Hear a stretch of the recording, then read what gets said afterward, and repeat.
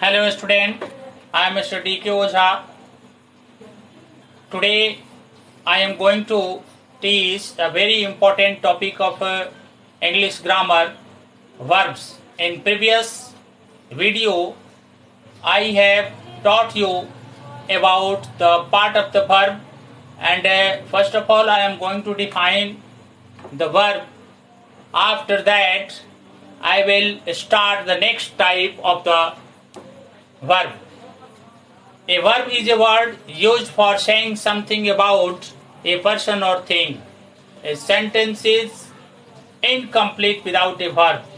A verb is the most important word in a sentence, and every sentence must have a verb. A verb may describe what action a person or thing does. For example, she plays, he speaks, they laugh at fools. And number B, what action is done to a person or thing. For example, we can say that the glass was broken, the bus was damaged, the building was repaired. And number C, no action but indicates what a person or thing is. For example, he is sick, they are players, he is alive.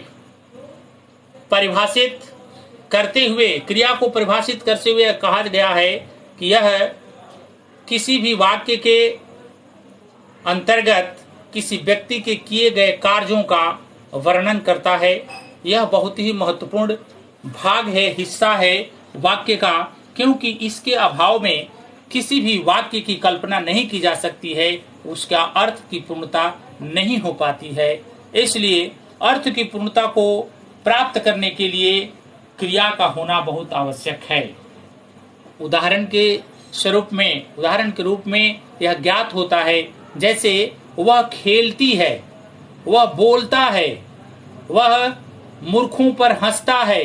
यानी इस वाक्य में वह खेलती है, यानी खेलने का काम कोई व्यक्ति करता है, कोई पर्सन करता है। बोलने का काम कोई व्यक्ति करता है, कोई पर्सन करता है। हंसने का काम भी कुछ व्यक्ति लोग करते हैं।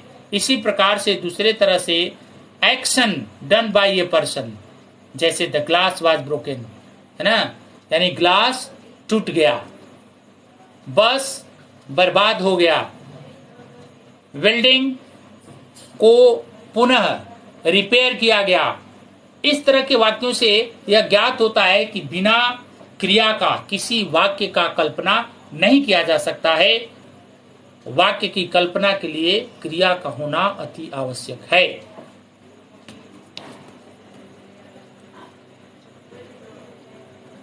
अब थर्ड पार्ट में, जैसे no action but indicates what a person और थिंग, यानी इंडिकेशन किया जाता है कि किस तरह का व्यक्ति है, क्या है, व्यक्ति का क्या कंडीशन है, क्या परिस्थिति है उसकी।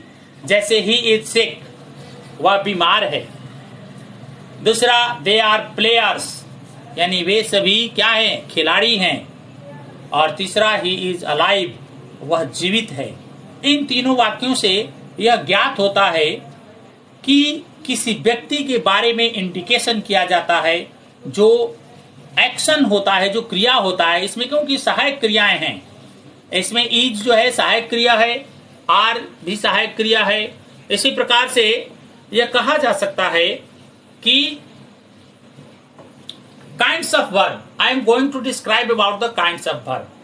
There are two types of verb, first of all main verbs and second auxiliary verb. In main verbs it comes transitive verb, intransitive verb, dynamic verb, static verbs, regular verb, irregular verbs, strong verbs, weak verbs, causative verbs, finite and non-finite verbs. And in auxiliary there are two, primary auxiliary and modal auxiliary. After that, यानी इस वाक्य में हम क्रिया के प्रकार के बारे में चर्चा करते हैं। क्रिया दो तरह की होती है, एक मुख्य क्रिया होती है और दूसरी सहायक क्रिया होती है। तो मुख्य क्रिया के अंतर्गत जो है transitive, intransitive, dynamic, static, regular, irregular, strong और वीक, और causative after that फाइनाइट और नॉन फाइनाइट, ये इसके अंतर्गत आते हैं जो मुख्य क्रिया कहलाती हैं, है ना। इसमें कुछ प्रेरणार्थक क्रियाएं हैं और कुछ रेगुलर इरेगुलर इत्यादि क्रियाएं हैं। और ऑक्सिलरी वर्ब मीन्स सहायक क्रिया। सहायक क्रिया दो तरह की होती है, प्राइमरी और modal. Now I am going to explain about the main verbs. Main verb have major meaning in the sentence. For example, we can say that sleep, make, buy, finish, complete, etc. Main verb is any verb in English that is not auxiliary verb. It conveys a real meaning and does not depend on another verb. For example, we can say that he has bought 4 books. In this sentence, has is an auxiliary verb and indicates that it is a present perfect tense, and bought is main verb which is conveying real meaning and main meaning of the sentence. मुख्य क्रिया के अंतर्गत यह कहा जाता है कि मुख्य क्रिया का बहुत ही महत्वपूर्ण स्थान होता है वाक्य में, जैसे सोना, बनाना, खरीदना, है ना, कम स्पष्ट करना इत्यादि, ये मुख्य क्रियाएं हैं। मुख्य क्रिया के अंतर्गत जो कि अंग्रेजी में यह कहा जाता है कि यह ऑक्सिलरी वर्ब की सहायता नहीं लेता। कभी कभी बिना ऑक्सिलरी वर्ब का भी यह क्रिया का अर्थ पूर्ण करता है। यह रियल मीनिंग को स्पष्ट करता है, वास्तविक अर्थ को स्पष्ट करता है। कभी कभी ये सहायक क्रिया के साथ भी अपने अर्थ को स्पष्ट करता है, लेकिन केवल सहायक क्रिया रहते हुए अगर मुख्य क्रिया न हो तो वाक्य की पूर्णता नहीं होती है। जैसे उदाहरण के साथ ये कहा जाता है he has bought 4 books, उसने 4 किताबें खरीदा, यानी खरीद चुका है। इस वाक्य के अंतर्गत हैज एक सहायक क्रिया है जो यह इंडिकेट करता है कि प्रेजेंट परफेक्ट टेंस से संबंधित यह वाक्य है। Next, I am going to describe about transitive verb. A verb which requires an object in a sentence to convey complete meaning is a transitive verb. In the absence of object, subject does not convey complete meaning. For example, we can say that Kanita wrote. Without an object, the verb wrote does not give complete meaning.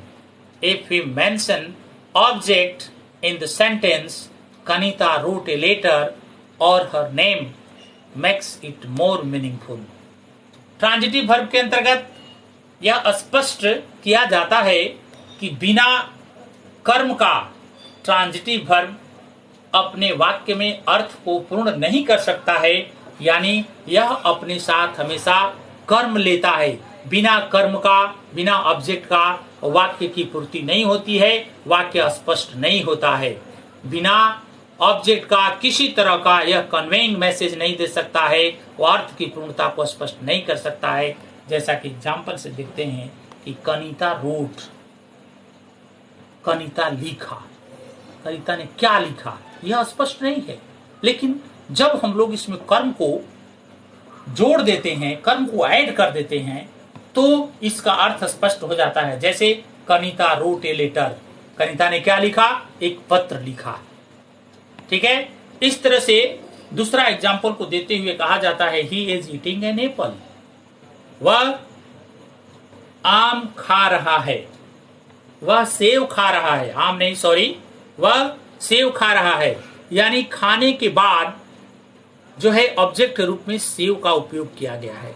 उसी तरह से दूसरे वाक्य में he has understood the lesson, उसने पाठ को समझ चुका है। After that he kicked the football, वह फुटबॉल को ठोकर। After that I am going to describe about intransitive verb.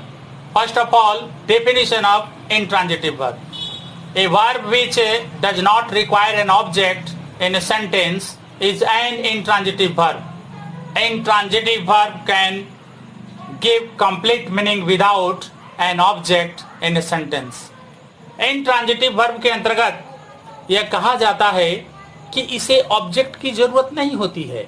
बिना ऑब्जेक्ट की सहायता से यह वाक्य में अर्थ की पूर्णता को स्पष्ट करता है। यह बिल्कुल ट्रांजिटिव वर्ब से अलग है, उल्टा है, क्योंकि ट्रांजिटिव वर्ब के अंतर्गत ऑब्जेक्ट की जरूरत होती है। बिना ऑब्जेक्ट का वाक्य की अर्थ की पूर्णता नहीं होता है। लेकिन इंट्रांजिटिव वर्ब में without object the meaning of the sentence is clearly to be understand, यानी स्पष्टता हो जाती है वाक्य में, वाक्य का अर्थ बिल्कुल स्पष्ट हो जाता है बिना किसी कर्म का। एग्जाम्पल के द्वारा हम लोग स्पष्ट जान सकते हैं, जैसे कनिता इज वीपिंग, कनिता रो रही है। देखिए वीपिंग जो है इंट्रांजिटिव वर्ब है और वीपिंग के बाद किसी भी कर्म का जरूरत नहीं पड़ता है, ऑब्जेक्ट की जरूरत नहीं पड़ती है। यह अपने आप में पूर्ण वाक्य है। उसी तरह से सी इज लाफिंग, वह रो रही है। इसमें भी लाफिंग के बाद किसी ऑब्जेक्ट की जरूरत नहीं होती है, कर्म की जरूरत नहीं होती है और पूरी तरह से वाक्य पूर्ण हो जाता है, इसका अर्थ स्पष्ट हो जाता है। Just in the third, it has rained, after that the sun shines and bird chirps in the morning. It means every sentence that is written in it, there is no any requirement of object and it is complete its meaning. So we can say that intransitive verb does not require an object in the sentence and it gives the complete meaning without an object in a sentence for it. Thank you very much. If you like my views and you are understanding what I have taught in this video, please subscribe my channel and like it and share for the next videos. Thank you very much.